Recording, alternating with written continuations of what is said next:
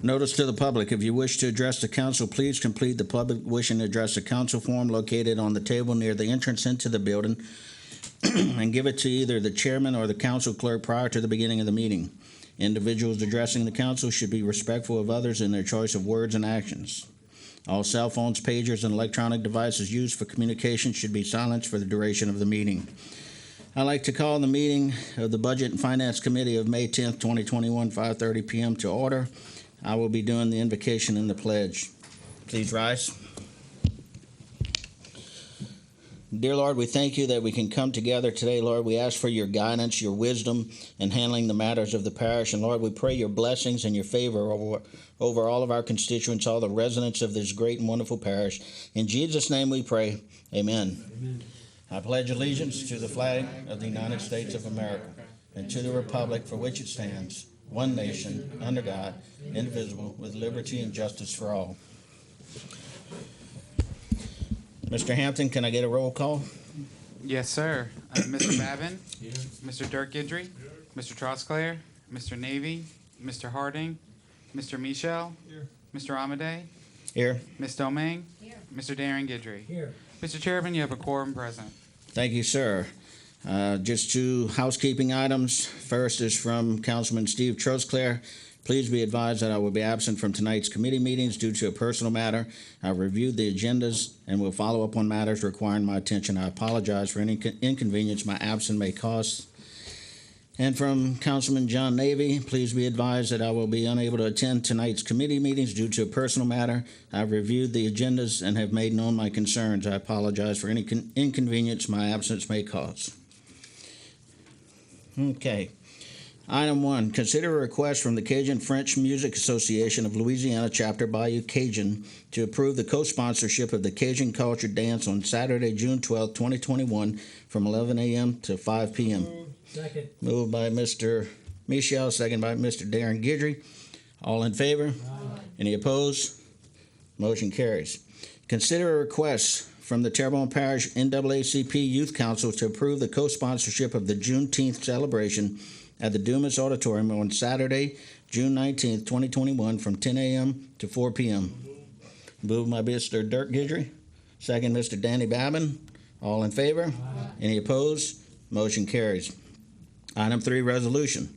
Concurring with the parish administration to extend the yearly maintenance service contract for public works and utilities with Norris & Boudreaux Contractors, LLC. So moved. Second. Moved by Mr. Danny Babin, second by Mr. Darren Guidry. All in favor? Aye. Any opposed? Motion carries. Item 4, resolution concurring with the recommendation to parish administration to award bid 21-POLCON-04 purchase of one new unused jet vacuum truck to the lowest qualified bidder, Vacuum Truck Sales and Service, and reject the bid of ITA Truck Sales and Service, LLC. Moved by Mr. Danny Babin, second by Mr. Gerald Michel. All in favor? Aye. Any opposed? Motion carries. Please let the record note that Mr. Harding has entered the meeting. Item 5, resolution concurring with the recommendation of the parish administration and authorizing the parish president, Gordon E. Dove, to contract with Greenscapes of Louisiana, Inc. for the mowing maintenance of various boulevards and other locations. Moved by Mr. Darren Guidry. Second, Mr. Danny Babin. All in favor? Aye. Any opposed? Motion carries. Item 6, resolution concurring with the recommendation of the parish administration and authorizing the parish president, Gordon E. Dove, to contract with Thompson Consulting Services, LLC, for the purpose of a pre-position contract for emergency program management and monitoring services. Moved Mr. Michel. Second, Mr. Dirk Guidry. All in favor? Aye. Any opposed? Motion carries. Item 7, introduce an ordinance to amend the 2021 adopted operating budget and 5-year capital outlay budget of the Terrebonne Parish Consolidated Government for the following items and to provide for related matters. Martin Luther King Sewer Project, $210,000. Houma Fire Department, $80,000. Houma Police Department, $22,500.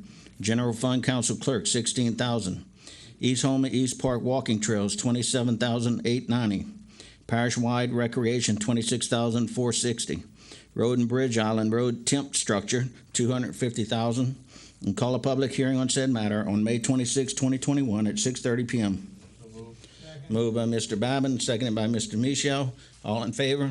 Any opposed? Motion carries. Motion adjourned, Mr. Michel. Second, Mr. Darren Gidger. All in favor? Any opposed? Meeting's adjourned. Thank you, folks.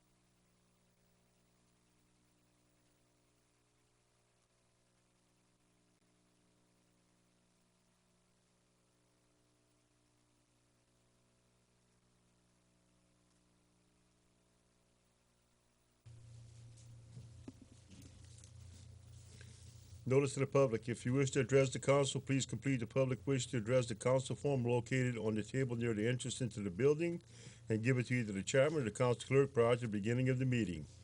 Individuals addressed to council should be respectful of others in their choice, words, and actions. Thank you. All cell phone pages and electronic devices used for communications should be silenced for the duration of the meeting. I'd like to call the Public Services Committee meeting of May 10th, 2021 to order, and I'll have an invocation and a pledge by Mr. Carly Harding. Please rise.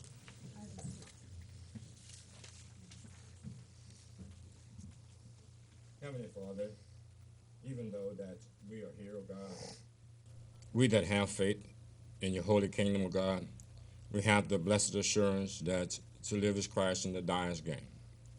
On the day after Mother's Day, O Heavenly Father, we look at every day as being Mother's Day, whether the memories are those that have gone and those that are still left here.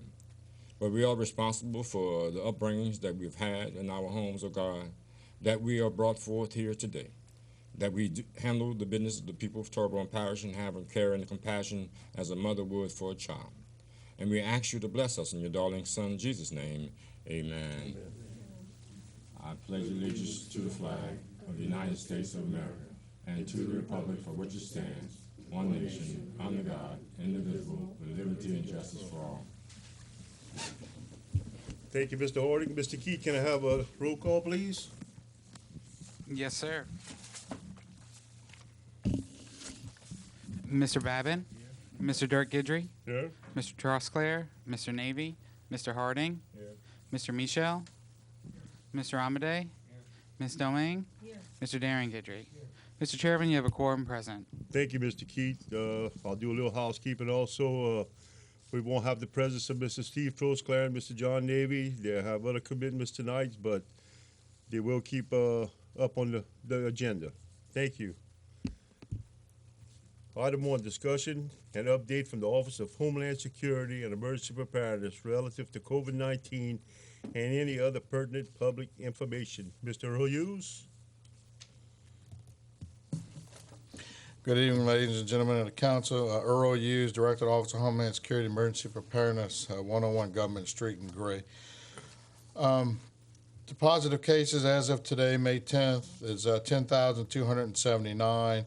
That's an increase of 236 from the last council meeting that I gave a report on April 26th. Number of tests conducted throughout Terrebonne Parish is 130,487. An increase of testing of 4,137 since April 26th. So just to give you an idea why those numbers stay pretty high, the nursing homes are required to do testing on a weekly basis. So we have 5 nursing homes in this parish, so they're testing every week. It's either every week or every 2 weeks, so that's why the number stays up high as for the number of tests go. Our percent positivity has climbed significantly. From the last council meeting, we had 3.9% on positivity. That's an increase of about 1.5% from April 26th. The positivity last week was 2.3%. 2 weeks ago, we're looking at 2.1%. The number of deaths remain at 201. We haven't had a death in over a month, which is great news here in Terrebonne Parish. The number of cases presumed or recovered is 9,780. That leaves us with about 499 positive cases walking around Terrebonne Parish today. That's an increase from the last meeting of 360. Number of cases last week, we had 131. 2 weeks ago was 82, and 3 weeks ago was 54. So we have had an increase of the number of cases over the last 3 weeks. And like I said, we haven't had any deaths. Since there are no deaths, I won't go over the death statistics unless you guys want me to do that, because it remains at 201. The number of cases, though, I will go over that. Number of black cases are 2,347. That's an increase of 24 from the last meeting, about an increase of 1%. White cases is 6,283. It's an increase of 123 cases, which is 1.96% or close to 2% of increases in cases in whites. Others is 986.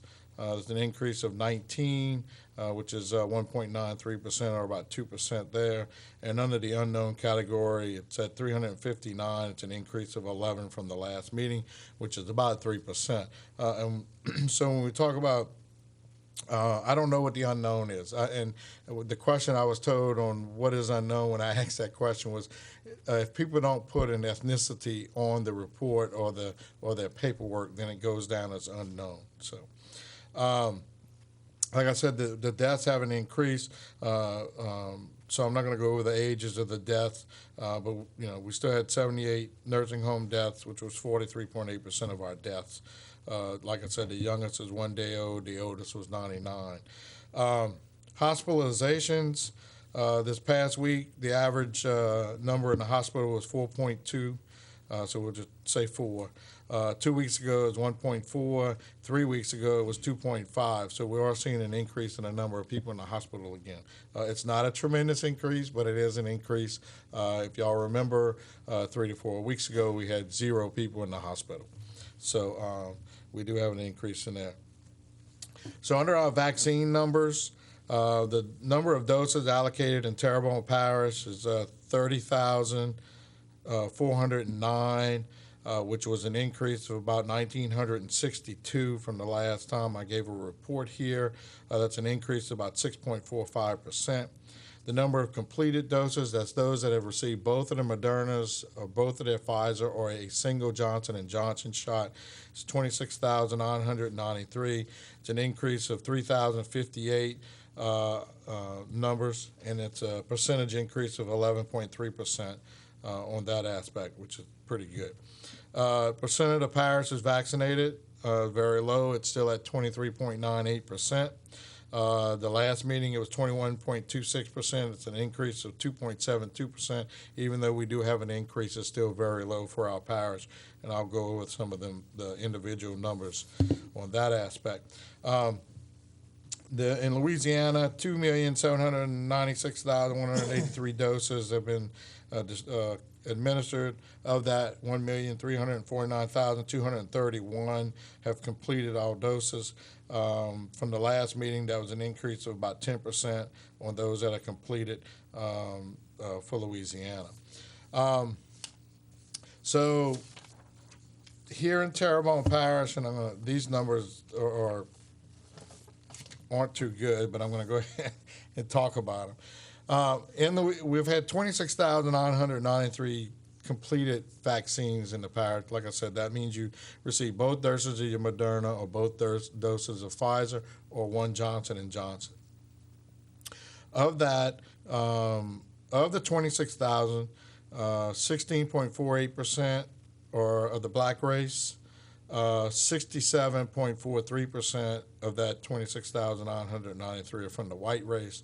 Others is 15.33%.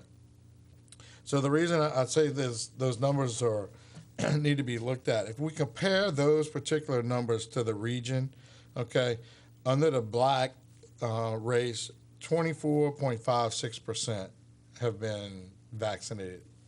So Like I said, Terrebonne's at 16.48%. The whole region, which includes St. John, St. Charles, St. James, St. Mary, Terrebonne, Lafourche, and Assumption. Okay, so the black race for the region is 24.56%, which is kind of similar to the state, which is at 26.87%. Under the white race, in Terrebonne Parish, it's 67.43%. For the region, it's 62.95%, so we are above the region on the white race. And then under the state, we're above the state, because the state's at 56.81%. Under the other, for the region, we're at 11.13%, and they consider the others for the completed vaccines or American Indian, Native Hawaiian, Vietnamese, or Asian descent, and Hispanic. And then they also include the unknowns under the other also. So for the state, that's about 13.75%.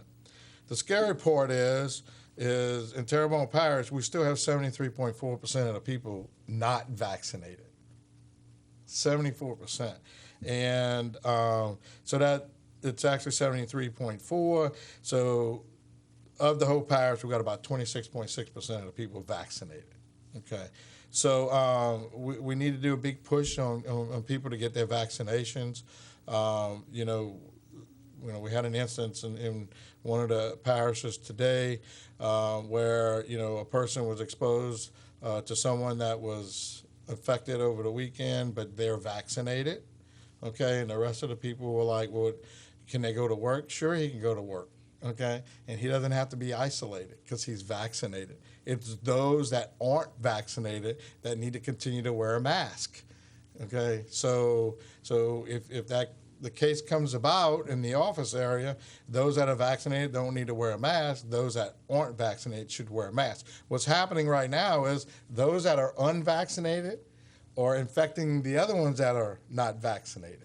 So that's where our cases the majority of our cases are coming from. For those that are vaccinated to get the virus, it's at about 0.2% right now that you could get infected even though you have the vaccine. Well, when you take that 0.02% out of the 150 million people that have been vaccinated, in this whole country, it's a very small percentage that you will contract the virus if you have already been vaccinated. I'm not saying that you can't. The percentage is very small that you would catch that virus. So based on those numbers, I just urge everyone to please consider getting vaccinated. Please talk to your doctor if you have any questions or concerns. You may want to get a second opinion from your primary doctor and get another opinion if you're not satisfied with his or her answer. There is a hotline. I'm sorry I don't have the number right now, but it is on the LDH website. There's a vaccine hotline you can call and get lots of information, more as where you can get tested, where you can get vaccinated, or they'll even answer questions regarding the vaccine if you would like to get the vaccine. Any questions on COVID? Mr. Michel? Earl, thank you. Yes, sir. So how many positives of the current positives came from nursing homes? Do you have that information? I do not have that information. And I will tell you that the nursing homes have pretty much been under control, from where it first started. No deaths. And it's been a few months since we've had a death at the nursing home. Okay. All right. Thank you. Okay. Mr. Amadi? My question is not COVID. Yes, sir. You ready to switch? Yes, sir. Hurricane preparedness. Yes, sir. Hurricane season's coming up. I know you guys are looking at the shelters, making sure they're up to par so that if they're needed, they're going to be there. Anything else we have on that? Today, and I was going to move to that. This week is National Hurricane Preparedness Week, so we are posting videos and other items of interest on our Facebook page, trying to get it out to the public. We're going to try to put some stuff on TPTV also by the end of this week to give public some information. But it is a good time to review your plan. We're 2 weeks away from hurricane season. It's supposed to be above normal hurricane season.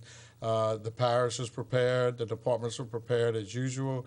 I'd just like to remind the residents to please review your plans now before hurricane season and make sure you have everything in order. And the most thing I'd like to express to everyone is make sure you know where you are going when we issue that evacuation order for the parish, that you have a place to go. The parish will provide transportation and sheltering if we have to go outside of the parish, and we are prepared to do that. Yes, sir. Thank you. Mr. Bobbin? Yeah, just to switch back to COVID Yes, just sir. a second. Do we have a reason why people aren't taking the shots? Is it apathy? Is it politics? Is it what? I mean, has anybody ever addressed that?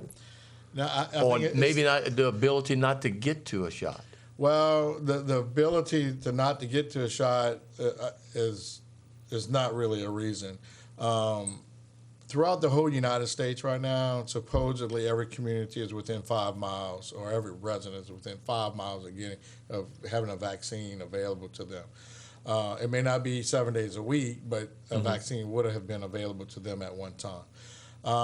We have had several vaccine events throughout the parish. We get 15 people, 20 people, not a lot of people showing up. So I think there's numerous reasons. I think there's some political reasons. I think there's some reasons of not being informed enough to know what the vaccine is and how does it entail. I think there's some history reasons on why some people aren't getting the vaccines. So I just think it's a plethora of issues of why people, the infertility thing is still a big issue, Right. okay? And, the CDC and doctors and stuff have tried to dispute that, but, that's a decision that everybody has to make, But, what I will say, though, is it's getting to a point now where those that are not vaccinated are going to be the ones that have to protect themselves and continue to do the things that need to be done, especially like wearing a mask. I mean, this pandemic could go on for another year. If you're not vaccinated, you're going to have to wear a mask, or take the chance of getting infected. Yeah, it's just scary that many people, don't have the trust or whatever to go take the vaccine. I mean, you can see if they just watch the news and see how it has gone down and how we could make it go down that much more if people would just get out. I didn't know if there was any one particular reason that stuck out more than another. No, it's pretty equal on why people don't want to take the vaccine. So, Well, please, everybody out there, go get a vaccine. And I tell people that 150 million people in this country have already taken either Right. Pfizer, Moderna, or the Johnson & Johnson. So there's a large, very large population that has taken the vaccine with very little complications or death. Okay. Right. So I fear that we may have to take a booster shot pretty soon, but I'm sure they'll come out, the CDC is going to come out pretty soon and say a booster is probably going to be required, and we'll have to go through the same scenario again. And unfortunately, I feel like people will be less likely to take the booster shot since they think they already have the original vaccine. So and then we got people that that had COVID that think they still have the antibodies, so they don't take the vaccine. Well, unless you go get tested for the antibodies, you don't know if you still have them or not.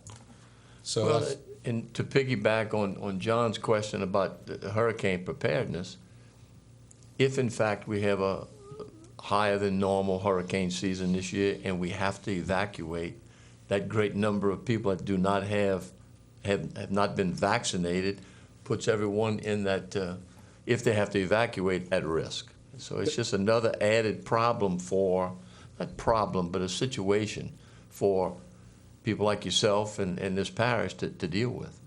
And you are correct, but we have things in place to do social distancing at the shelter if we have to go to Monroe this year. Okay, thank you, Earl. Thank you. Ms. Domingue? Yes, thank you, Earl. Once again, I've been vaccinated. My entire family's been vaccinated. I'm very proud of that. When you said the booster, though, it kind of triggered something for me. And I just want people to know that you do get a flu shot every year. So it's going to be very much like like that in the fact that, once a year you have to, update your immune system a little bit, so we can use different terminology as booster, the fact that, it's just kind of that maintenance that we want to do. And so I think that's really important to kind of think about it that way. So thank you. And the other thing is Moderna and Pfizer are trying to get the vaccine approved for the younger age, 12 or above. So if that occurs, we're going to hit a large population that can get vaccinated. I'm sorry? Oh, it was approved today? Yes. Okay. I didn't hear that. So that's great. I mean, the more people we can get vaccinated, the better we are. The more school kids we can get vaccinated, the better the schools are. So, and we can get back to some normalcy. So I encourage parents to please do their research, talk to their pediatricians, and see what's best for them to get the vaccination. Earl, thank you for the information. All right. Thank you, guys. Item 2, resolution awarding and authorizing the signing of the necessary documents for the drainage improvements for parish project number 21-DRA-11, Bayou Retention Pond, Terrebonne Parish Consolidated Government, Terrebonne Parish, Louisiana, and also authorizing the issuance of notice to proceed. Moved by Mr. Corley, second by Mr. Guidry. All in favor? Any nays? Motion carries. Item 3, authorizing the execution of change order number 3, balancing for the construction agreement for parish project number 02-DRA-28, Forced Drainage Project 1-1A statewide flood control, Phase 4 pump station project, Terrebonne Parish, Louisiana. Moved by Mr. Guidry, second by Mr. Amadi. All in favor? Any nays? Motion carries. Item 4, awarding and authorizing the signing of the construction contract to the firm of Geosport Lighting Systems, LLC, for parish project number 20-Park-34, Bayou Country Sports Park Lighting Project, Terrebonne Parish, Louisiana, and authorize the issuance of notice to proceed to commence construction of said project. Moved by Mr. Guidry, second by Mr. Michel. All in favor? Any nays? Motion carries. Item 5, authorizing the execution of change order number 1 for the construction agreement for parish project number 20-Park-34, Bayou Country Sport Park Lighting Project, Terrebonne Parish, Louisiana. Mr. Guidry, second by Mr. Babin. All in favor? Any nays? Motion carries. Item 6, ratifying the appointment of the Director of representing the City of Houma on the Board of Directors of the Louisiana Energy Power Authority. Mr. Michel? Yes, thank you, Mr. Chair. I'd like to share an email that was sent from LIPA's legal counsel to the general manager of LIPA regarding this issue. And I'm going to read it verbatim. It's not very long, just for the sake of the public. I looked at the language in the statute dealing with the board of directors as the governing authority. It is LARS 334545.4. There's a sentence in the 7th paragraph which reads as follows. An elected official or employee of a participating governmental unit may be the director of the authority, may be a director of the authority, end quote. A reasonable interpretation of that sentence, taken in context with the rest of the statute, is that it was the legislative intent to allow not only elected officials, but also employees to serve on the board of directors. That would seem to limit the pool of candidates who can be appointed to the board of directors to elected officials and employees. Otherwise, the sentence appears to have no purpose. Also, the statute does not provide that someone who is not an elected official or an employee can be appointed to the board of directors. If the drafters had intended to allow people who were not elected officials or employees to serve on the board, the drafters could have written that into the legislation. That was not done. Another concern is the possibility of a challenge by someone regarding a potential conflict of interest. The ramifications of a successful challenge to a board member in the situation represented in the resolution, either because it is in violation of the statute or because of a conflict of interest, could be very significant. A successful challenge might negate any actions taken by the board. Regards, Pat Wartell, from the law firm of Leake and Anderson, who is the representation for LIPA. And so with that being said, I would suggest that we certainly not vote for this, as Mr. Hebert, although perfectly capable, is not an employee of the parish, nor is he an elected official. Thank you.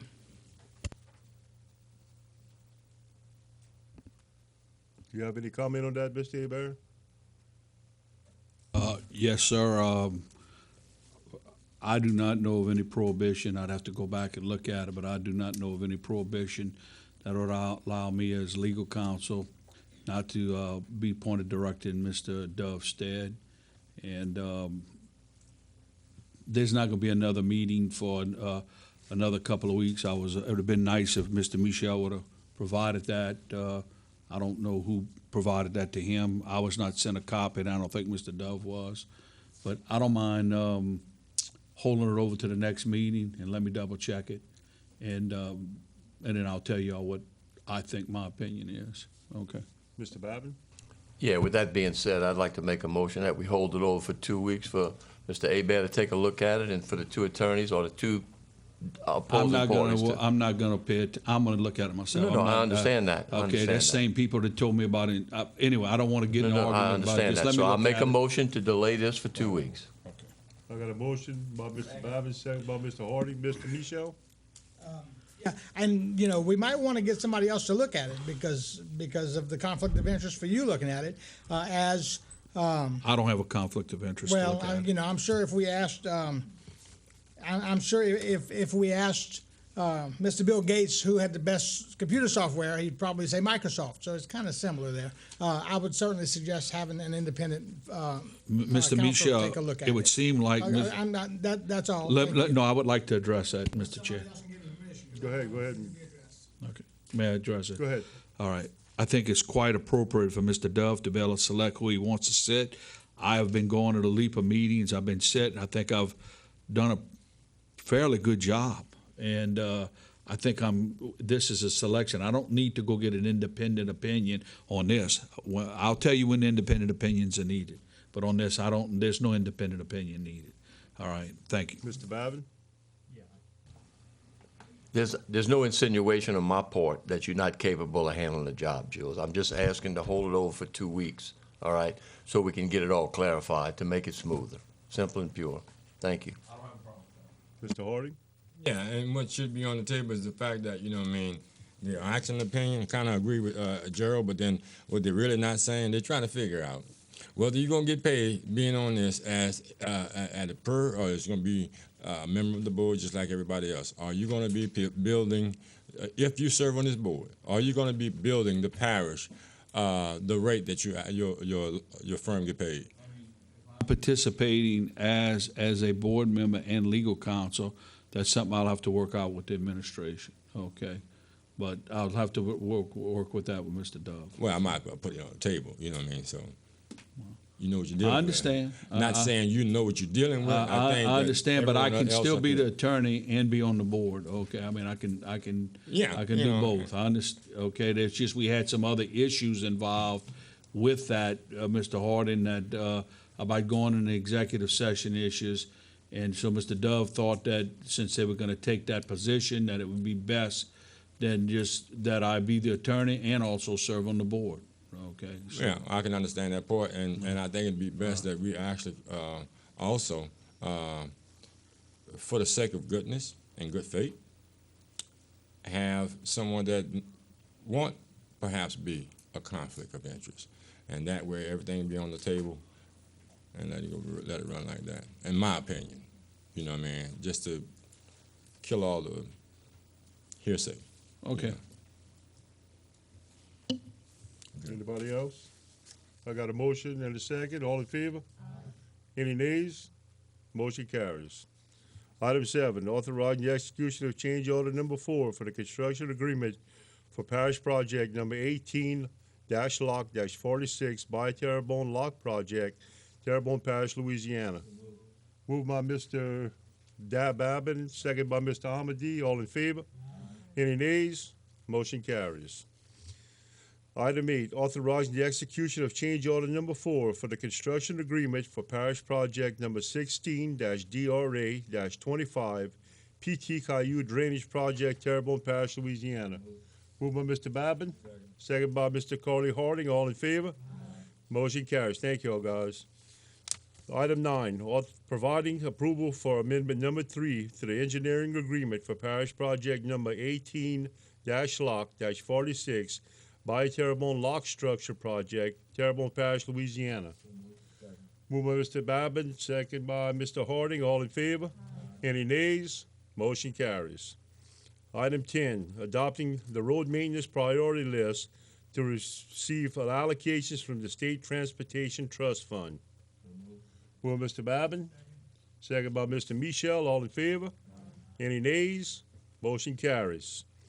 Item 11, introduce an ordinance to acquire any and all sites and/or servitudes that are required to facilitate the construction and maintenance of the Village East Community Center project and calling public hearing on said matter on Wednesday, May 26, 2021 at 6:30 p.m. Well, Mr. Harding, second by Mr. Amadi. All in favor? Any nays? Motion carries. Item 12, Quality of Life Committee, discussion of consolidating, merging, creating, abolishing, and taking possible action on all recreation districts. You got anything, Ms. Domingue? Ms. Domingue? Yes, sir. Thank you. Tonight I have asked Mr. Eric LaFleur and Mr. John Mayo to come and speak to us, and I wanted them to be here to answer any questions that any of you guys would have regarding the Part A, the first part of the Recreation Modernization Task Force recommendations, so that we can go ahead and move forward with that. And so they're going to be here tonight to answer any questions that you guys have. So, Mr. Mayo, hi.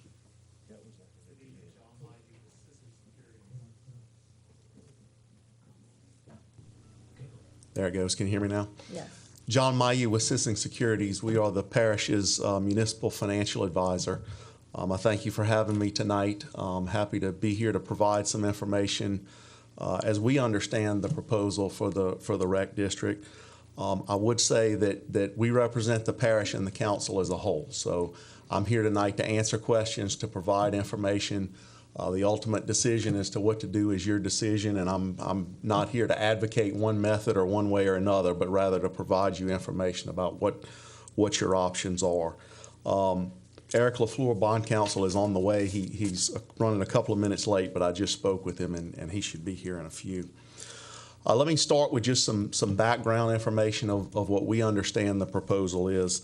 As I appreciate it, the discussion has been to have districts 1, 2, 3, 8, and 9 become a part of the new North Terrebonne Recreation District.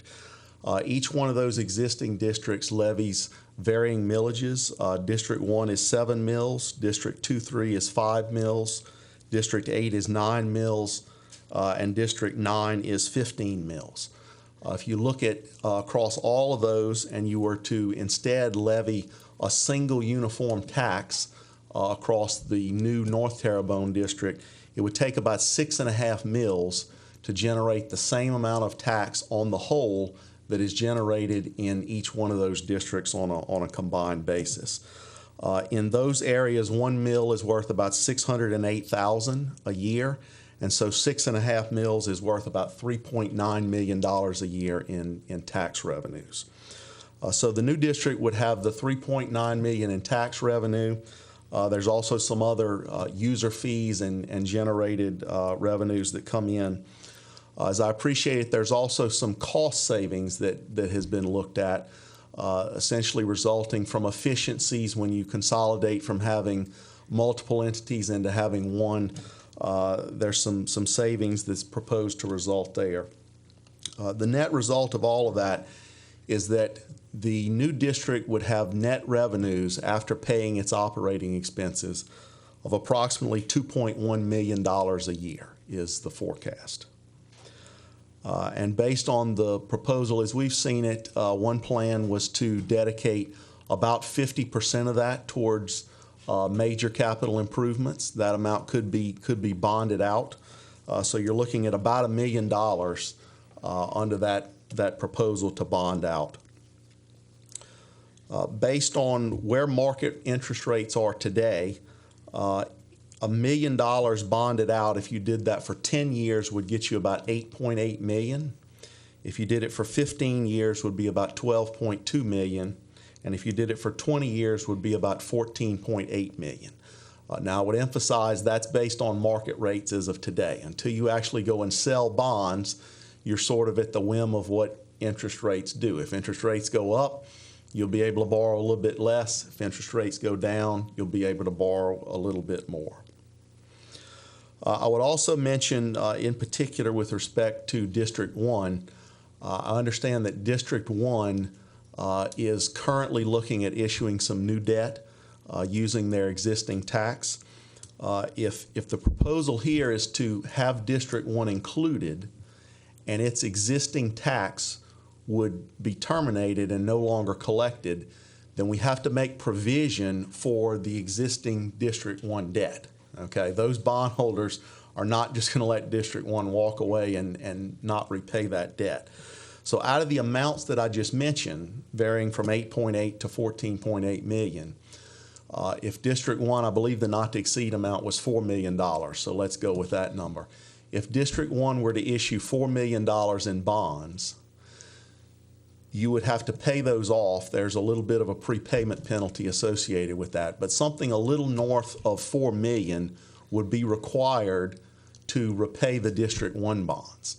And so you would have to deduct that $4 million and change from the amounts that I just listed if you're going to consolidate District 1 into this new district and eliminate the existing District 1 tax. As far as I know, that's the only district that is looking at any new issues of debt, and at least as it stands today, none of the districts that would be part of this have any currently outstanding debt. So it's only the proposed new District 1 debt that would really be at issue here. District 1, the 6.5 mil tax in District 1 is about $1.2 million, which is about 31% of the total taxes. So they are a very significant component of the overall tax base and what would be generated. So let me talk a little bit about methods that you could use to go about implementing this. And when Eric gets here, he can talk more about the specific proposition, the legal basis, the election dates and process and that sort of thing. So one way to do this would be through a single vote of all of the voters of the new recreation district. And the way that would work is that the new tax election within the boundaries of the new district would be called. If it passes by a majority within the entire district, the new district would have the authority to impose that tax, and then the existing districts would just no longer levy the, upon them being dissolved and merged into the new entity, would no longer levy those. Yes, sir. Mr. Harding? How do you come up with the conclusion of a single vote? One vote of the representative of all 4 districts. How did you come to that idea? I'm not an attorney, so I'm going to have to defer to Eric when he gets here, but I will say that the general notion for any political subdivision is that the people who vote, the people who a tax will be imposed on are the people who vote on that tax. So if the vote is for a new tax within the new district, it would be all of the voters within that district that would be voting on the new tax. Well, previously, I think you may not be aware of it, but I think that the idea of, first of all, the 4 individual districts has to agree to the possibility of merging. I think that was the idea that was previously understood. It automatically negates, let's say, for instance, could you tell me which one of those districts or which one of those districts has more population than the other? Population, I would not know that number offhand. So therefore, the one that has the most population would conceivably win. It could. I mean, It just was a question to pose, and I hate to interrupt you there, but then that was only something that I actually had to ask the question of your presentation. Yeah, and Mr. Jules may or may not want to weigh in there. Mr. Hebert? Thank you. This is not very complex. All right. If you're going to consolidate or merge into the parish, then whatever districts are being consolidated or merged you have to have a parish-wide vote, and you have to have unanimous vote by those consolidated merged. That's my opinion from what I've read. Now, if you're going to abolish the districts, if you're not going to merge them, but you want to abolish districts, you don't even have to go to the voters. This council could create a district, a super district with geographical lines, wherever it wants, and abolish the other districts and create a new district. And it would not be merged into the parish. It would not be merged in the parish. That's my appreciation of the Constitution and the Charter, what the Charter says. And that can be done without a vote of the people? A matter of fact, there's an old opinion that was rendered. I found going through the Rec 11 stuff the other day when I was reviewing about this issue we got with Rec 11, that had been previously rendered by somebody else. But that is the way I read it, is that as long as you're not merging back into the government, in other words, right now these districts are independent. So if you want to merge them back into the parish government and get rid of them and make the parish responsible, then it goes to a vote of the people and it goes to a vote of those districts that are planning on being merged. Because you may not have all, if you only got 2 or you got 3 or you got 4, then you have a vote of those districts plus the population. That's the way I read it. So now, each one of like Rec 2, 3, Rec 1, Rec 8, 1, Rec 9. What if one of these districts votes against consolidation? If it's consolidation, the way I read it, unless I'm missing something, it has to be unanimous. All districts that are going to be, it takes a vote of the people, and then it takes a vote of the districts to be consolidated. If one votes against it, one district, then those 4 districts would not be merged, not be consolidated. So it wouldn't matter what kind of population you have in each one of those districts? That is correct. That is correct. That is correct. So, for example, you may have and this is something to think about, you may have the urban area in the parish-wide vote that may vote very heavy, but you can't get the districts that you want to consolidate to vote for it. So it's a dual requirement. Now, the flip side of the matter is you can create, you don't have to consolidate it into the parish. In the parish, you would stay as it is. And the council would create a super district, okay, whatever district you want, geographical boundaries, and you could abolish the other districts. And you would just have a new district. Now, you do have to account, as John said, explain, if there is debt, then you have to account for debt. That's another situation. Right now, there's no debt. There's talk of debt, but there's no debt, as I understand it. And the ones that I'm not talking about, we talking hypothetically, correct, Dirk? Yes, sir. So, I'm not going to name any districts. No, let's call 18, we don't need to 19, name 20, any districts. We're just calling it how it is. So what I'm saying is right now, the ones that don't have debt, you don't have to worry about it. If somebody's got debt, then you have to address the debt. The statutes and the Constitution require that debt is addressed. John is correct on that. So you got 2 different dynamics here. You got one with consolidation merge that's into the parish. You got leave direct districts independent of the parish government and leave them as they are, or create one district with boundary lines, abolish the other districts. Those are 2 options that I know of, that I see. Right. Well, I think that, and I believe that if we should leave this to the voters, this council shouldn't decide whether Rec District number 20 wants to be left out. I think it should all go to the voters instead of us as a council voting on it, So, but it's a sticky situation. Let's say like Rec District 20 votes to stay out, and we got these 16 through 20 in there, and Rec 20 decides to get out. Can these 3 districts still merge together? If the proposal is to merge 4 and 1 votes against, It's in done my deal. You have to opinion, come back to the voters. it'd have to go back to the voters for the other 3. Okay, thank you, Jules. That's my opinion. Now, maybe right. Mr. LaFleur's got a difference of opinion. Candace, you want to? Yes, sir. If y'all don't mind, can Candace talk before everybody? Go ahead, Miss Candace. I just heard from Mr. LaFleur, and he said he's 5 minutes out, but he's been telling us 5 minutes for the last 20 minutes. So we'll see when he gets here. Just joking. I just want to make sure, as we are discussing this, that when we leave here tonight, we know what plan this council wants. Because there's the two, just like Jules says, and just like John was saying, there's 2 options.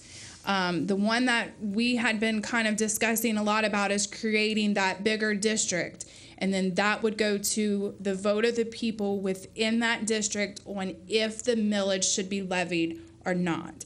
If that's not the approach we want, then we need to know the guidance from you guys before we leave here tonight on what approach y'all want to do. So that way we don't waste any more time, and when we can present an ordinance or a resolution, we know that it is what y'all want. So there are 2 options, so we need that decision made before we leave tonight so that we can let y'all know how we need to go about it.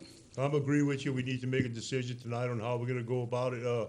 This modernization board has done a fantastic job, you know. I mean, we've had a little disputes and all this, but overall, the modernization board has done a fantastic job, and we just need to keep forward with this. Recreation has been a problem for me sitting on this council for 9.5 years, and we need to see what we can do. I mean, it's not only the northern part that we've had problems with. We've already had problems with other districts, but that's water under the bridge, and I think that district has taken care of their problems. So I think we need to go out, in my opinion, you know, I'm gonna go with the majority of the council. We need to go out and let the voters of those districts decide instead of us throwing our will onto the voters. Go ahead. Let me just say this much. If the council wouldn't want to make the decision, if the council would want to leave the districts independent of not bringing the districts back into the parish, in other words, true consolidation into the parish, I do not believe that you cannot put a referendum out there to the voters to say, look, what do you recommend we do? Should we create a separate district and abolish those districts? I think that that's possible, that you could put that and see what the public feels about it. In other words, not true consolidation, but just a referendum as to find out, hey, would y'all want us to create a super district? Okay, I think that would probably be this. I think you could put that proposal to the voters and ask them. But Okay. if you put the reg districts that we talking about now, if you put them up to a vote, that'd be the exact same thing that we're doing. Well, if one of them is consolidation and merger, one of them is merging it back into the parish. The other situation I said is that you would not merge or consolidate any of the districts into parish government. You would leave them independent districts as they are now. But you have that authority as the governing body to create districts and abolish districts. So what I'm saying is you could move without the voters to leave it, and you could, for example, all those districts were created by either the Polish jury or the council. Rec 11 was created, I think, in 1992. If I recall, I'm going off of memory, it was created by the council. So what I'm saying is you could create you could create a district and get rid of 5 other districts if you wanted. And you just say, I'm gonna make one big district. We're gonna make one big district. It's gonna be District A, and it's gonna be comprised of these geographical areas. And any districts that are within that geographical area, we're gonna abolish them. But that district is just gonna be a big district. That's all. It'll be like taking, and I hate to use the numbers. I'm gonna use A, B, and C. We'd be saying if A, B, C, and D existed right now, and you said I'm not gonna consolidate it, I'm not gonna give it and bring it back into the parish, but I'm gonna take the geographical boundaries of A, B, C, D, and E. I'm gonna make one big district out of A, B, C, and D, and I'm gonna get rid of A, B, and C, and D. Now you just got district. You call it District F. It'd be one big district. And just to be clear, you would still have to have an election Right.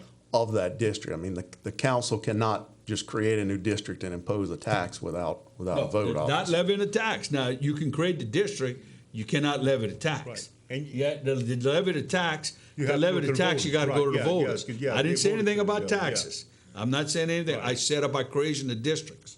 But Okay? now you talking merger into the parish. You talking about the parish would be the authority of those reg districts? The If you parish, there merge would them? be no longer, if you consolidated or merged them into the parish, there would be no more rec districts for them. It would be the parish would run that. So you bringing it into the parish, and the parish's recreation department would take over that geographical area. But Right. that's true consolidation. There would be no reg boards in that district. There would be no districts. rec boards unless you'd have now you could do an advisory boards. Right, yeah, but there would be no per se reg districts. You wouldn't need them Okay. because guess what? It would be under y'all. Yeah, yeah. It'd be, in other words, y'all would be the board. The council would be the board, but it would be the council would be the council. It would make any of the rules or the ordinances, and the parish executive department would administer. It would be the executive branch administering recreation in those areas. So y'all would in effect be the board. And we could do that without going to the voters, but the only thing we gotta do. No, is not that We way. gotta go to the voters for the millage. Not that way. Not that way. Yeah, he's right. Go ahead. Sorry, it's getting. No, I want it to be clear to the okay, public how so it's we done, have you two know? options that are happening. The very first one is the true consolidation where it comes under the council. And that has to go to the vote of the people, and that would be voted by those districts, A through D, that we're asking, hey, do you want to be consolidated? So if one of them doesn't, it fails. You would become the governing body. It would be part of, not the governing body, I'm sorry, it would be part of parish recreation. I'm sorry, but would the whole parish have to vote also? Because that's what he's saying, if I understand That, correctly. I don't know if we know that 100%, but we can Okay, definitely all right. find that out if that's how we want to go to it. And Eric may actually have that answer. He's been working on some timelines and looking up some stuff for us. Sorry, go ahead. That's okay, thank you. So the second option would be for the council to create a big district, North District, Ghost District, whatever we want to call it, within those boundaries. When you would do that, we would create this North District, and there's going to be some timing issues, and there's going to be a part where you have to be the governing authority of this new district in order to pass the resolution to impose the tax and put it on the ballot, and then those that live within that district vote, do we want this tax imposed on us or not?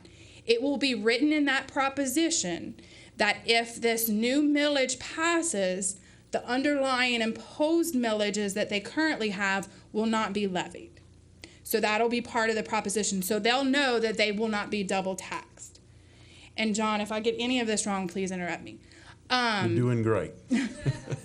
So then you're going to have a time period because of the elections and when we levy and all of this. We're looking about 2023.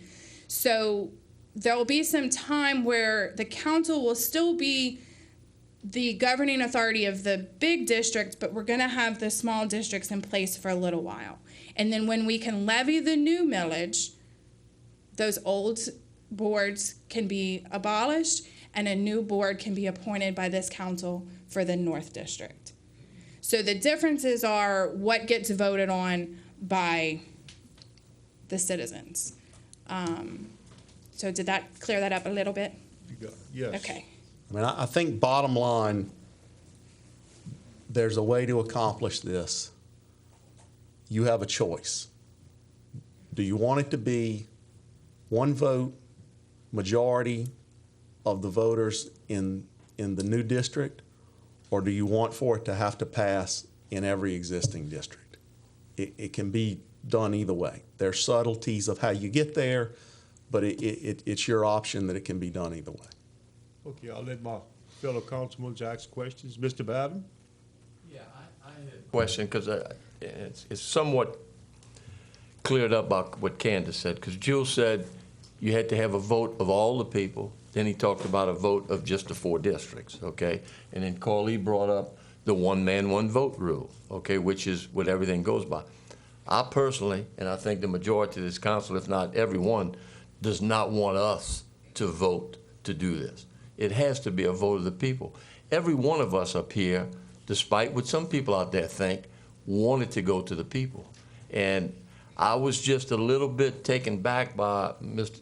Hebert's rendition of it, that it sounded like you had to go to the public to let them vote to see if these 4 could vote. I mean, that's the way I interpreted, Jules. So I was probably wrong, but I mean, Candace cleared it up. If it's going to be the 4 districts that are in question, and we have to create this super district, but I think you cleared it. I'm not going to muddy the water up any more on that. But getting back to what you were saying about when would this go into effect? You said 2023, the timeline? Yeah, let me talk a little bit about the timing. So if you hold this election in November of this year, you would not be the taxes for the 2021 calendar year, 2021 tax year will have already been imposed before you pass this election. And so those would for the 2021 year would still be the existing taxes of the existing districts. That tax for the 2021 year would be, those bills would go out in November, and that tax would physically be collected between November of 21 and say March of 22 is when those taxes would come in. So the new district would not impose the new tax until the 2022 tax year. Those bills would go out in November of 22, and that tax would be collected between November of 22 and March of 23. So there would never be a double taxation, but you have to deal with a tax year has to be a full year. No, I wasn't implying that there would be a double taxation. That's not what I meant. I was just trying to get a timeline for everyone to understand when, in fact, this would go into place. So we're talking about almost 2 years from now. Well, I think there's steps that occur in the meantime. So if you had the election in November of 21, as I mentioned, the existing district taxes would be collected through March of 22. So once those taxes come in, let's say April of 22, then several things concurrently can happen. The first thing would be, as Mr. Hebert mentioned, if the council were going to dissolve the existing districts, okay, then that would take place simultaneously with the new district levying the new tax, and simultaneously with the new district issuing bonds, a portion of which, if necessary, would go to pay off the Rec District 1 debt that they are proposing to issue. As long as that district has debt outstanding, then those things need to happen all at the same time. So that would allow you, if you were looking at using the balance of those bond proceeds to go and do new projects throughout the new district, you would have that money available in April of 22. So in terms of assets and liabilities, okay, and we talk about Rec District 1, if they impose this the bond and they owe $3 million, excuse me, this new district would naturally inherit their assets, and they would also inherit the liabilities. But you would have an asset of a park that was being built. Okay, so it's almost a revenue neutral thing. If in fact a new district was created and that new district said we're going to build this park, it's the same dollars, isn't it? It is, and one other item that I didn't mention here, because we wouldn't really know until you get to that point in time, each of these districts has some cash on hand. Correct. Okay, now we don't know what they would spend on what between now and then, but it's my understanding, and Eric or Jules can correct me on this, that any of that existing tax money that was collected by one of those individual districts, even to the extent that you would dissolve that district, that previously collected tax money needs to be used within the boundaries of that district. Okay. Correct. So if District 1, for example, had $1 million in cash sitting there, and we're saying they're going to issue $4 million in bonds, you could apply that $1 million towards it, and then you'd only owe $3 million out of the proceeds of the new bonds. That was my point, okay, is that, as you said earlier, this would not hinder any merging or consolidation of 4 districts. It can go on just as it is if they had no bond debt, correct? Because you're not only assuming the liability, you got all the assets that are going to be there. So I just wanted to make that clear. Thank you. Yes, sir. I would just so you can, may I address it? Go ahead, Mr. yes, Chairman? sir. Yeah. What Isaac said was there's 2 different scenarios. I understand that, Jules. All right, Yeah. the second scenario is one where you do not have a consolidation or merger, and the district stays they are, and you only create a new district. The other one is a merger and consolidation, and I will read you from the charter, section 7-09. The council shall have general power over any agency heretofore created by the governing authorities of the Terrebonne Parish or the city of Homer, or hereafter created by the council, including without limitation the power to abolish the agency and require prior approval of any charge or tax levied or bond issued by the agency. B, the parish government may consolidate and merge into itself any special district or local public agency except a school district, situating and having jurisdiction entirely within the boundaries of the parish. Upon the consolidation and merger, the parish government shall succeed to and be vested with all rights, revenues, resources, jurisdiction, authority, and powers of the special district or local public agency, period. A consolidation and merger shall become effective only if approved by a majority of the electors voting thereon in the parish as a whole, and by a majority of the electors voting thereon in the affected special district. A local public agency shall be consolidated and merged only if approved by a majority of the electors voted thereon in the parish as a whole.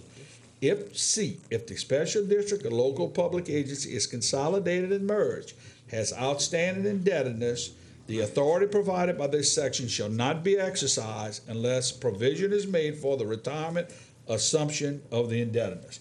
Now, what I'm telling you is, if you look at it in the reference, it refers you back to the Constitution, Article 6, Section 15, and Article 6, Section 16, which I said before is almost verbatim out of this section in the charter, is almost verbatim out of the Louisiana Constitution. And I think it says that's what it says. And that's what I've explained, which my opinion is about merging consolidation. So you got one section about merging consolidation. You have another issue is you don't merge and consolidate back into the government itself. You just keep the districts, but you can create districts, you can abolish districts. It's just 2 different dynamics of government. And that's what I explained. And if you don't want that dynamic, well, then you would go to the merger and consolidation, which would be a vote up to the voters. And Eric can, if he wants to. Yeah, no, that's fine. There's other lights up here. I'll turn my light. So I can take my mask off. Yeah, I'm in a cage here. So correct. So it's merger or it's I'm right here. Can you give us your name and address, please? I'm Eric LaFleur with Montague and LaFleur, 612 Andrew Higgins Boulevard. Thank you. That's just for the record. Okay, New Orleans. So yeah, that's one way to do it. The other way is what has been previously described to you, is by creating this new district. You also have the authority to basically to abolish those districts. So you're going to end up right back in the same place in either method that you use. But they're both available to you. Well, Eric, so, if I could just ask, one of the questions came up was about. Could you speak into the mic, Mr. Chamber, I'm please? sorry. I want to ask a question for y'all, because Thank you. Dirk, because you said you like the voters. Before you got here, one of the things I explained was you have the 2 scenarios: the mergers and consolidation, where the parish would actually be taking over the districts, right? Or you leave it as the districts and you create this super district and abolish the districts within there. So the question came in was, well, suppose we want the voters to make those decisions. And I said, look, even in the second scenario, even though y'all have the ultimate vote, you could put a referendum to the voters and ask them, would you like us to create a super district and abolish these districts? I don't see any problem unless you say election-wise you couldn't do it. In other words, it would just be a proposal to the voters to get a referendum as to what the voters think about doing that scenario. In other words, right, so you would ask the voters to authorize the creation of a super district. Exactly. It'd be a referendum. They wouldn't have the final authority because the council by ordinance, by charter, we have to go by the charter. But it would be you would be sounding their opinion is what you'd be doing. Oh, well, that's true, yeah. So, Well, yeah. I'm not talking about taxation now. That taxes is totally different. I understand about the tax. You have to Right. You'd have two elections. votes. If you want to propose a tax, you'd have two votes. Right, so you'd have actually, two items on the ballot. Right. One to create the district and one to vote on the tax. However, you are, as a governing authority of the parish, you can create any kind of district that you want, including a super district. So if you want to include, I'm assuming that's what you want to do, to include the voters in the process to approve this public policy that you would be undertaking, the vote for the tax, I think, would also achieve the same objective in that if you create the district and then you ask the voters, do you want to impose a tax? They would be voicing their opinion. Now, of course, you could do the same thing with the voting individually as districts too. So There would be one problem with that, though, Eric, is that if you create a district, you got to create a district and you abolish the other districts, and the voters tell you they don't vote any tax. Now you don't have any tax bases for your districts. So that would be a risky proposition, is what I'm saying. No, it's because you can name yourself the governing authority of all the districts as well, which you would need to do, and that way you. I know, where would you get the tax? Suppose they would. Until after the election. Okay. Yeah, right. And if you do it that vein. Yeah, so you have the vote. Okay. If the tax, I agree with that. Right. If the tax would pass, then you would abolish the others and not before. And I think, and I wasn't here obviously, but I think we drafted, and of course we don't know exactly what you're going to ultimately tell us to do, but the way it was drafted is that if they do pass the tax, it could not be imposed as long as there was any other recreational tax being imposed, just to give the voters the assurance that what you want to do is accomplished, and that they couldn't be taxed twice, essentially. Mr. Guidry? Well, first of all, asking the voters if they would like districts to be united in management is one thing, and asking them if they want to increase their taxes is another. So I think it's two totally different questions. The question of most importance to people is how much money they're going to pay. So, the tax question, I think, is I don't think paying for a second election necessarily, makes sense. I think the way it works out is they have come up with a uniform tax, so you would have one district that might pay a little bit more, go one down, pay a little bit district lower, would go and I think, up. and there's two that don't pay any tax at all. But the questions I have is, first of all, a timing issue. Let's say you create a super district, and let's say the voters of this super district approve a consolidated millage. The language would say such as though this millage would be upon the abolishment of the other millage.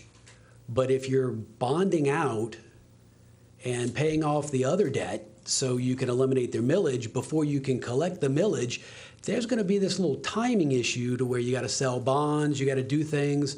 It seems to me like somebody's going to have to upfront money to pay off a bond for 6 months or something while all the timing issues happen. I don't know how it can happen simultaneously legally. So we contemplated that question coming up. So the fact, if they were to approve the tax and it was imposed in the year 2021, right? It would be assessed and they would be required to pay that tax. They wouldn't actually collect that tax until 2022.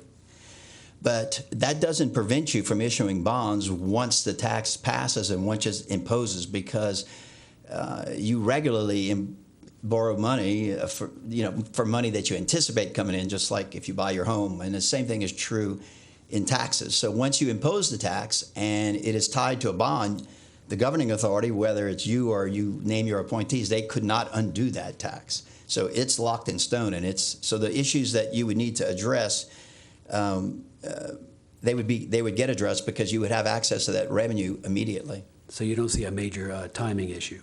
No, because that's what happened. Okay. That's what we do now. Typically, in anticipation of revenue, you issue bonds. And of course, one concern is if you create the super district and you go to the voters for a consolidated millage, can you also, as a vote of the whole, can you also give the rec districts individually veto power? So, again, you have one man, one vote. You don't want a district in one area telling an existing district what to do if that district doesn't want it. So you're getting, is it possible to put language on that allows it to pass as a whole, but also to pass in each individual district? Or really, if it passes in each individual district, it passes as a whole. Well, so that happens in regular elections. That if the president's not here, but if the southern part of the parish doesn't want Gardy as president, but the northern part does, and they have more people, and they pick him, then I guess maybe they're imposing their will on the southern part of the district. So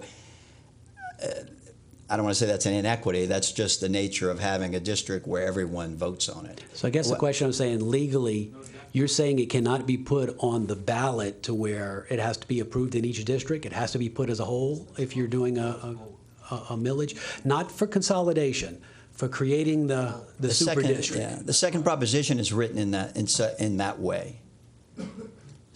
Well, we just drafted them, but the second one would have each district voting on joining the super district and at the same time imposing a tax in lieu of the existing tax that it may have. And of course, they don't all have that tax, but let's say District 1, which has a tax, if they would approve it, they would replace their existing tax with the new tax. Okay, so you're not so a bigger rec district would not be telling the smaller rec district, what to do. The smaller rec district still has its own. Well, no, not exactly true. So if it were to pass, and let's say all of the districts within the super districts approved it, then once that happened, the super district would be in charge, and whoever you would put in charge of those districts, whoever you would assign as the governing authority. Then after that, the super district would have its own board, and it would move forward in governing the district just like you govern the parish. Darren, what he's saying is that... Can Mr. Aber, Mr. Chairman? Mr. Aber, Can go explain ahead. it maybe in a different scenario? What he's saying is you could create the abolishment and the creation of the districts by the council the same way the Constitution reads on merger and consolidations. You would require all 4 districts to have to, that way you don't have to worry about one controlling the other. If one don't vote for one district, then it's all gone. That's what he's telling you. Okay, so you we could set can up- put language like that. Exactly. Is my point. Your voting proposition would be that they all have to approve. If they don't approve, then you don't get. That is one scenario. The scenario that we contemplated was that everybody votes in each. One of the scenarios would be that each district votes. If 4 out of the 5 districts say we want this tax and we want to be in the super district, then your new super district would include only those districts that approved it. It would not necessarily, however, require it's an all or nothing. It's those that want to get in would get in. Okay, but it's still one man, one vote in that scenario. So, yeah, I think, yeah. So you would be accounting for, or you would want to, you want to protect each individual district to approve it. So if they did that, then they could join the new district upon the majority vote of their specific district. Now, correct, because you have some taxes going up and some going down. So you don't want the person whose taxes going to go up. That one who's going down is telling this group that they must now pay more tax. So they don't really have control. So they don't have the same vote, as it were. Unfortunately, in this particular case, and John can elaborate more on that, the uniform tax is, I think, 6.5. 6.5, and so except for those that pay no tax, I think there would not be much variation in the amount that they were paying. Well, of course, the unusual situation is the big district that is going up is happens to be in my district. So let me make just one point, if I can, with respect to what Eric just said. If you were to do it where whichever districts voted yes went in, but it did not require all of them to pass. This entire plan is predicated upon a uniform tax rate that would collect the same overall level of taxes. That's based upon the notion that all of these districts are getting in. If now what you're going to say is, well, some subset of those can get in, and we don't know which one it is, well, you no longer know whether 6.5 mills is going to generate the same amount of revenue or not. So That's exactly it's correct. kind of a somewhat of a risky proposition there financially, if you would allow some but not all to get in. So you just throwing out for consideration that there may be some merit to the either one vote of the new district majority, or it has to pass in each individual one. Thank you, Mr. Chairman. Ms. Domingue?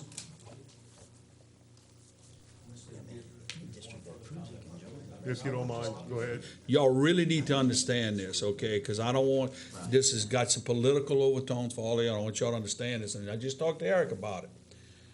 If the dynamic is supposed to work on 4 districts, and everybody that's voting says, oh, well, A, B, C, and D are coming in, so yeah, I'm gonna vote for it, and then A, B, and C pass and D doesn't, that may make a big difference on the other dynamic. Okay, so what I'm saying is, as y'all can see sitting here how complex it is, and y'all do this stuff day in and day out, when you're gonna propose this to the voters, and Eric says, look, he says, we're trying to make this as clear as we can. Okay, but I want y'all to understand when y'all put it out there, how much it's gonna have to be explained.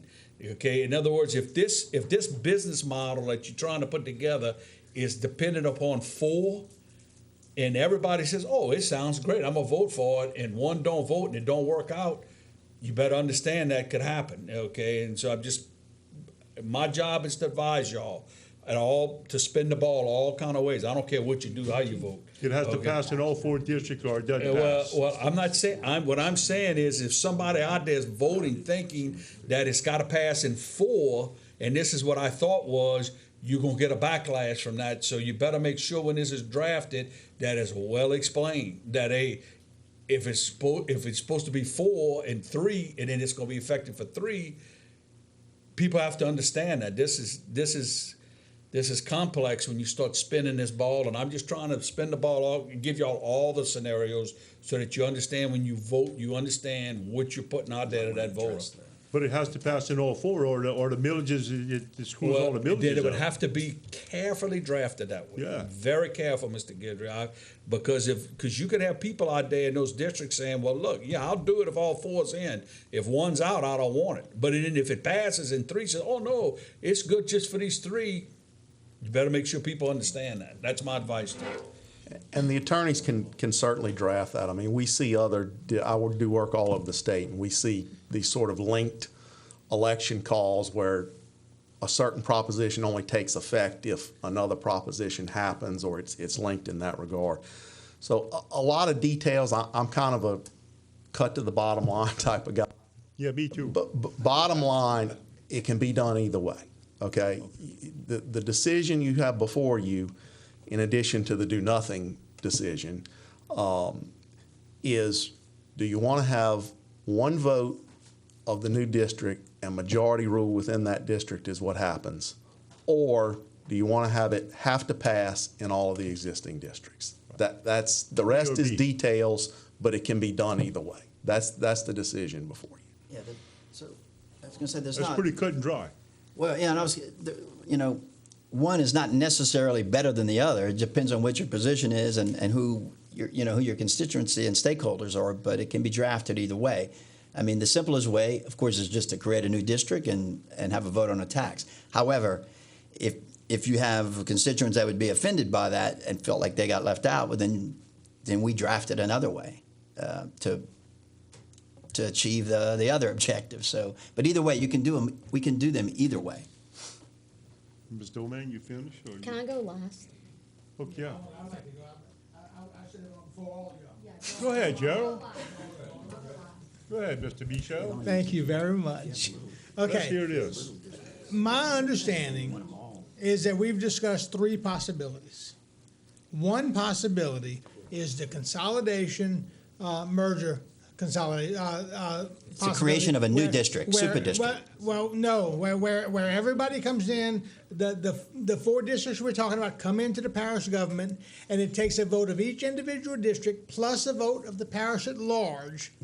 That's one of my understandings. Second one is that the council creates a super district, and then we go to the polls to provide funding for that super district. And if the majority of the people in those 4 districts, which compose the super district, then we would have it, and then that would eliminate the 4 districts tax. The third one would be the same as the second one, except that each of the 4 individual districts would have to approve it. Okay, and that's what I want to know. Can we do can we create the super district? Put a unified tax, because we don't want to just say whoever passes wins. Consolidates, and whoever doesn't pass doesn't. Because if 8 and 9 vote to consolidate because they're thinking they're getting in with 2, 3, and 1, and 2, 3, and 1 don't pass it, then 8 and 9 just lowered their tax base, almost cut it in half. Okay, so I don't think that's a good idea for 8 and 9. That possibility is a good idea. So if I'm understanding the third option, which would be to create the super district, then to draft whatever we have to draft to put it to the polls to collect the tax, but make sure the language says that each individual of the current reg districts have to pass that. I can live with that. Okay. I can't live with the whole group together doing a majority of the 4 together. Okay, and so on the last scenario, just to be clear, so you'd have each district voting whether they're going to replace their existing tax with the new uniform tax and become part of the super district. Correct. And the but scenario, all 4 of them individually have to approve it. right? So that one couldn't join in the others, so that all would have to approve it in order for the tax to be imposed in the boundaries of the new super district. Okay, and then that's what I would like to see happen. And if we could get some assurances that these the people who are pushing for this, which we're doing this, okay, would not want to come back every year and pass a new proposal to consolidate reg districts that are going to cost us tens of thousands of dollars or more. I don't know how much an election sending it to polls is going to cost us. It depends on what else is at the polls, et cetera. Right, okay? exactly. But I don't mind sending it to the polls of the people. But once the people speak, then if they speak to consolidate, then I need to shut my mouth and we'll move on with the new plan. But if they say no, we don't want to consolidate, then it's time to look together for other ways to improve quality of life and to improve recreation if we believe it needs to be improved. Okay, so that's all I have to say. Mr. Harding? Yes, sir. Before you were here, sir, I thank the gentleman, and getting on the old side, I don't remember your guy's name. John Bayou, yeah. You mentioned single vote. That's what actually raised the question to me. And now that you're here and we've talked about it a little bit, I think everyone piled up into one super district, and those people within the confines of that super district, they're the ones to vote. And that was my question in reference to the populations and the differences of the different districts.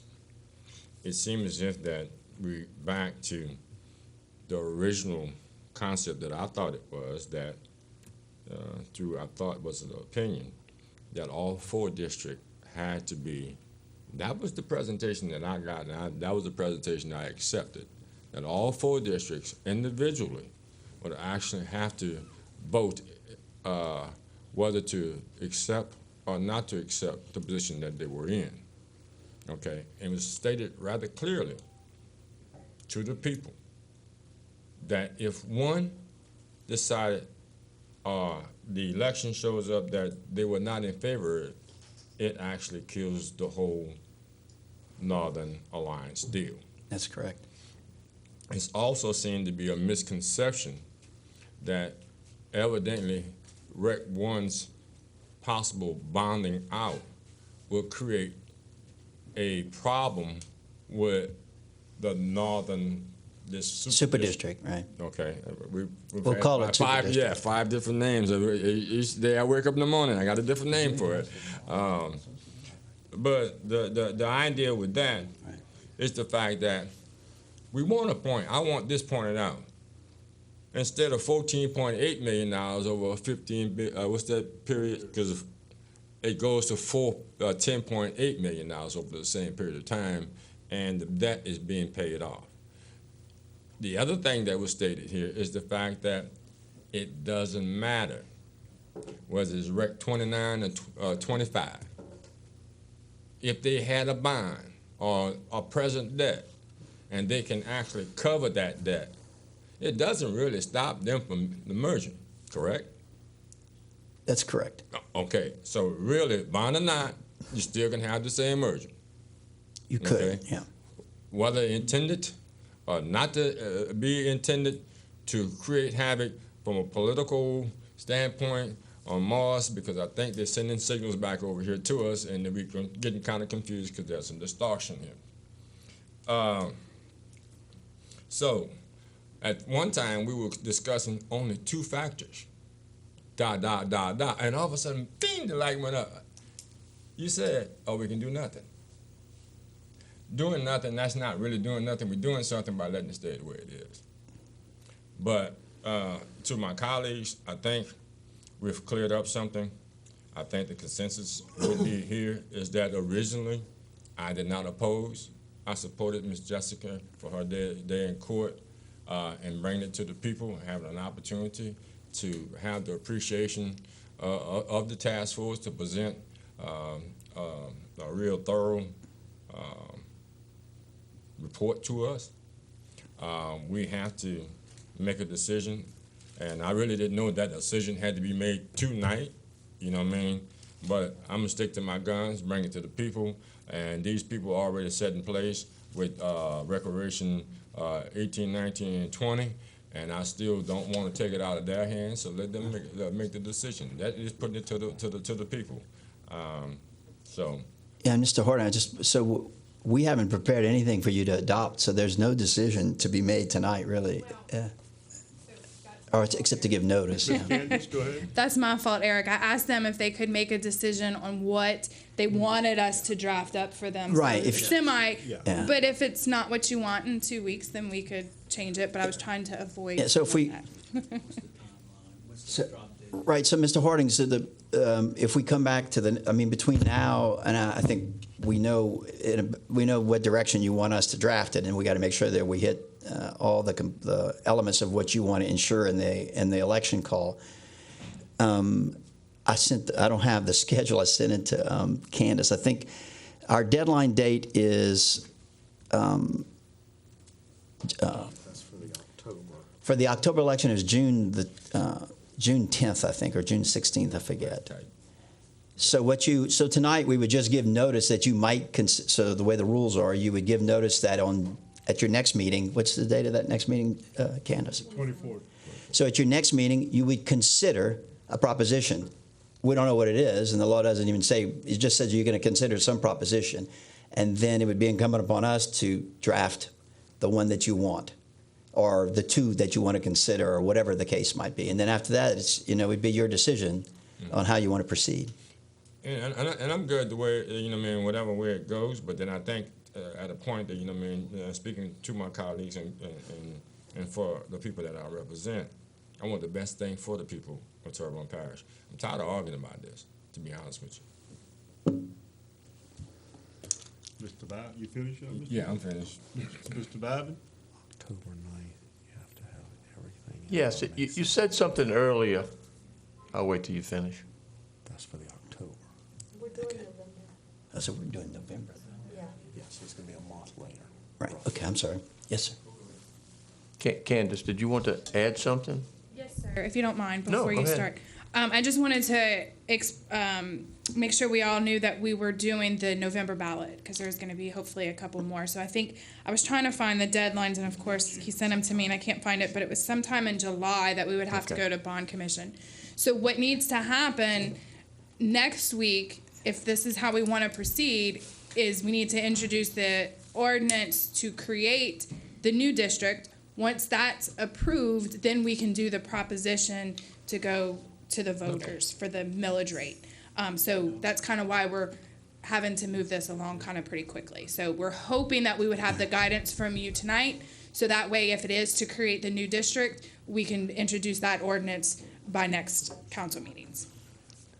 That was all I had. The words that are important is that prepare an ordinance to go to the voters. That's what we all want. You said something just a while ago that the business model, this is based on a business model, correct? On 4 districts. And that model says that 6.5 mills is what you're trying to attain, which means 3 of the districts will lower their millage and 1 will raise their millage slightly. It's not a big increase. But the one that will raise it slightly is the one with the most people and the most revenue, even that is the lowest. The best assessed value. Yeah. Correct. So what would happen, theoretically, if that one particular district would vote it down? Then that business model goes completely out. The other 3 could not operate, basically, on the money that they're talking about. All right? So, and again, I'm not trying to throw a cog in the wheel. I'm just saying that's a possibility. In this day and age, somebody might say, I don't want to raise my taxes, okay, even though we're creating a more efficient district. So how do we build that into the system, okay? Is that possible? You can't. I mean, an election is an election. You don't know the outcome of it until you have it. But we're trying to be fair to all 4 of the districts, make a better district. That's what it sounds like, okay? And I think that's what it would be. We already cleared up that the liability, if you will, of the bond is not going to in any way stop this process. It just changes that business model just a little bit. But I just worry that if the biggest group that has the highest revenue would vote it down, what would happen? Well, you would have to address that. Yeah, you would have, if you're imposing the 6.5 that's being proposed, right, and you reduce the amount of assessable value that you can impose the tax on, then obviously you would have your total revenue would go down. Correct. So that would be one of the issues to address. And I guess we could, if we're directed to, we could fashion it in such a way that districts 1, 2, 3, 4, for example, if they pass it, they would alone be part of the district. But I think we would be complicating it so much. No, and I'm not trying to complicate it by any stretch of the imagination. I just want to make sure that we've kicked around tonight that it had to be unanimous in those four districts to make it work, okay? And if that is the case, if it fails that way, then you just have to regroup and do it again, all right? Which is a long, tedious process to do, and that's not what we're looking for. We want to move this forward. We've all said how good a job this modernization committee did, and they did, okay? And we're happy with the results. We want the people to have their day in court, so to speak, so they can vote on it, and then move recreation forward in Terrebonne Parish.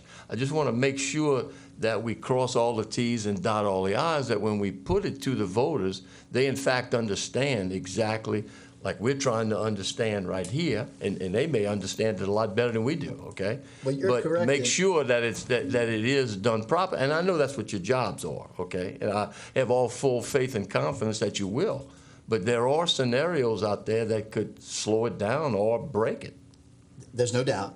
There's no doubt. Whichever scenario you pick, you would have, there'd be pros and cons. In the scenario that you talk about, if we have it where every district within the super district passes it, then it's not an issue. Correct. Because you have 6.5 mills or you get nothing. Right. If you direct us to do it differently, where we would have everyone join that carries a majority within their district, then you may have the scenario where their revenue may not be sufficient to meet whatever their demands would be to run the system. So And I would agree with everything you just said. I mean, I mentioned at the top that we're here to answer questions, not to advocate for one way or the other. But I will say that I would strongly caution you to think long and hard about doing this in a way where some subset that voted yes could become the new district because of exactly the reasons you're Right. talking about. I mean, it messes up that whole business plan. Correct. And you just don't know what the combination would be. I mean, it sounds like maybe there's people may be thinking that there may be one district in particular that might vote no, but it could be that district. It could be any combination that you don't know how it would end up. And so I just don't see how you can say it's going to be a uniform tax rate when you don't even know which districts would be part of it. My point. All or none seems to be a All right. worthwhile Thank you. approach. Yeah, and then, of course, and expectations is everything. And people want to, when they go to vote, they want to know what they're voting for. And after they vote, if they lose, well, then they got maybe what they didn't want. If they pass it, you want to make sure that you fulfill the expectations in their minds. So we're going to draft it the way we're going to draft it so that it meets your whatever you tell us to do, but also too that in a way that we can make it as simple as possible. When people read it, they know exactly what they're getting. Mr. Amadi?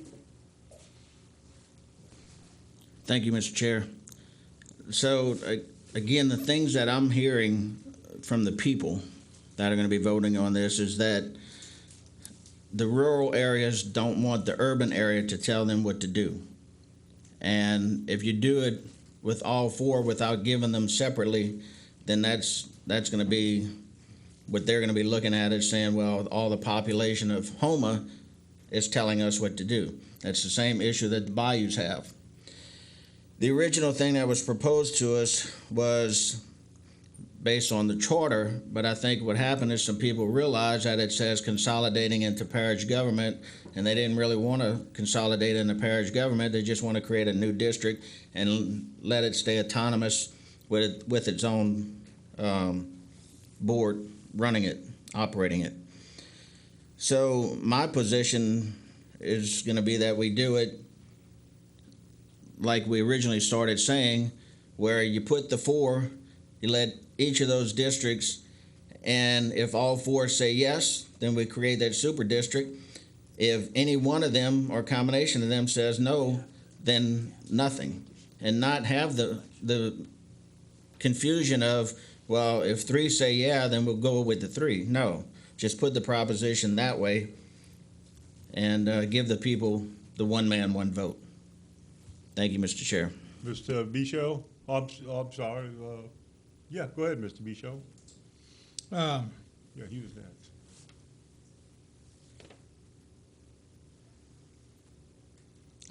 I'd like to make a motion that we direct administration and the attorneys here to draw up the documents in such a way that it would create a super district, present a 6.5 mil tax to everybody in the super district, with the caveat that each individual district need to pass it with a majority within that district for it to be approved.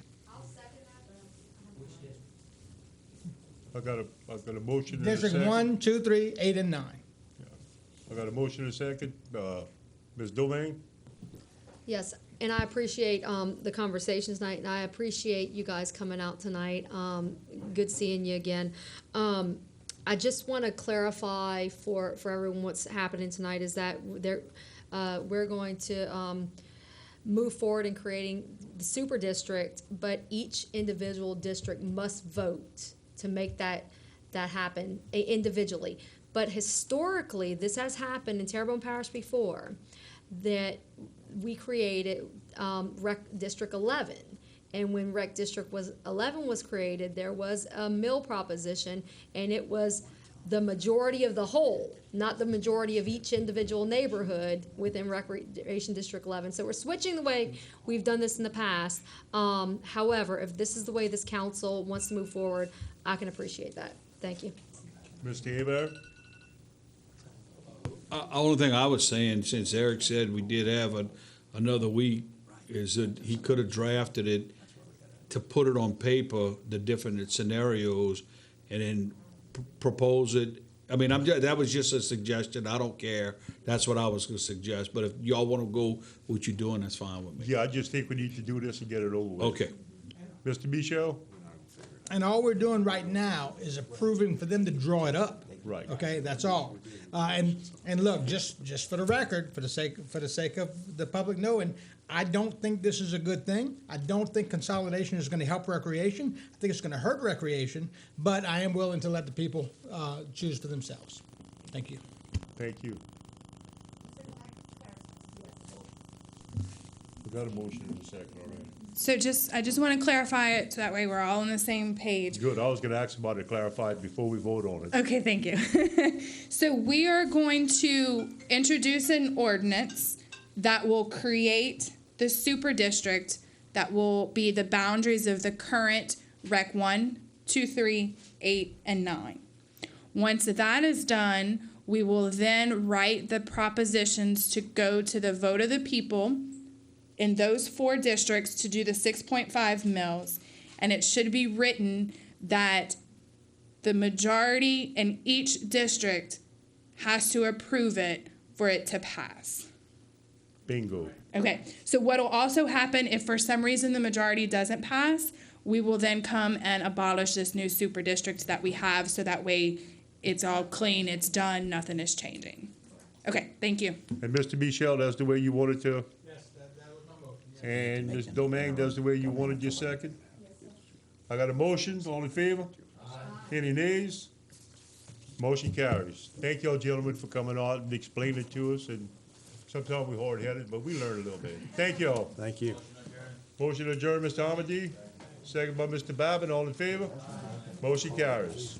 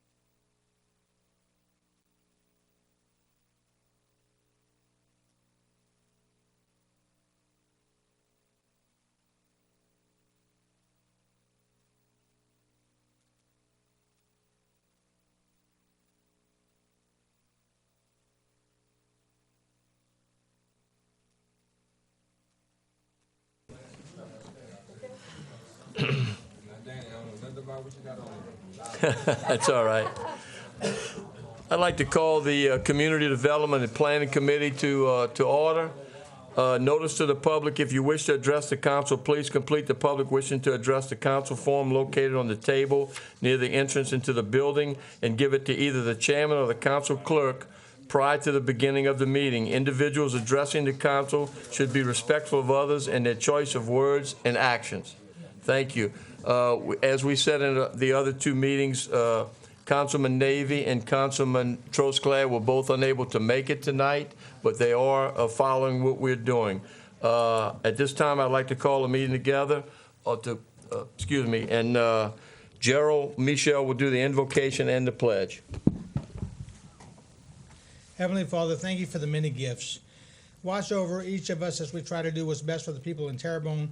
Watch over the children as they end the school year and protect them as they end up on the streets of the parish with the motorists.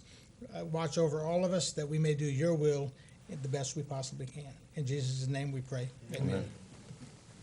I pledge allegiance to the flag of the United States of America and to the republic for which it stands, one nation, under God, indivisible, with liberty and justice for all. Thank you, Joe. Keith, could you give us a roll call, please? Yes, sir. Mr. Babin? Here. Mr. Dirk Guidry? Here. Mr. Trosclair? Mr. Navy? Mr. Harding? Here. Mr. Michel? Here. Mr. Amade? Here. Ms. Domingue? Here. Mr. Darren Guidry? Here. Mr. Chairman, you have a quorum present. Thank you, sir. Item 1, resolution, rescinding resolution number 20-336 and authorizing the parish president, Gordon E. Dove, to execute the appropriate agreement with SWCA Environmental Consultants for environmental review services for the LA Safe Voluntary Homeowner Relocation Assistance for Permanent Residents outside of Morganza to the Gulf Project. Moved by Mr. Guidry. Second. Second by Ms. Domingue. Seeing no lights, all in favor say aye. Aye. All opposed, motion carries. Item 2, resolution authorizing the parish president, Gordon E. Dove, to recertify that the urgent need national policy objective has been met for the CDBG Ward 7 Levee Elevation Project 55 PARA 3306, funded by CDBG Disaster Recovery Grant through the Louisiana Recovery Authority and Office of Community Development, regardless of the expenditure of the parish to complete the project. Moved by Mr. Guidry. Second. Second by Ms. Domingue. Seeing no lights, all in favor say aye. Aye. All opposed, motion carries. Item 3, resolution authorizing the parish president, Gordon E. Dove, to submit and amend to specific aspects of the Terrebonne Parish Gustav Ike Disaster Recovery Plan regarding expenditure for the first-time home buyer housing project and to implement the amendment if approved. Moved by Mr. Guidry. Second. Second by Ms. Domingue. Seeing no lights, all in favor say aye. Aye. All opposed, motion carries. Item 4, resolution introducing an ordinance to amend certain portions of Section 18-9 of the Terrebonne Parish Code of Ordinance, speed hump rules, and regulations to include a listing of speed humps along Regal Row as per the attached Exhibit A, and calling for a public hearing on said matter on Wednesday, May 26, 2021 at 6:30 p.m. Moved by Ms. Domingue. Second by Mr. Michel. Seeing no lights, all in favor say aye. Aye. All opposed, motion carries. Motion to adjourn, Mr. Michel, second by Mr. Guidry. All in favor say aye. Aye. All opposed, motion carries. Recommendation.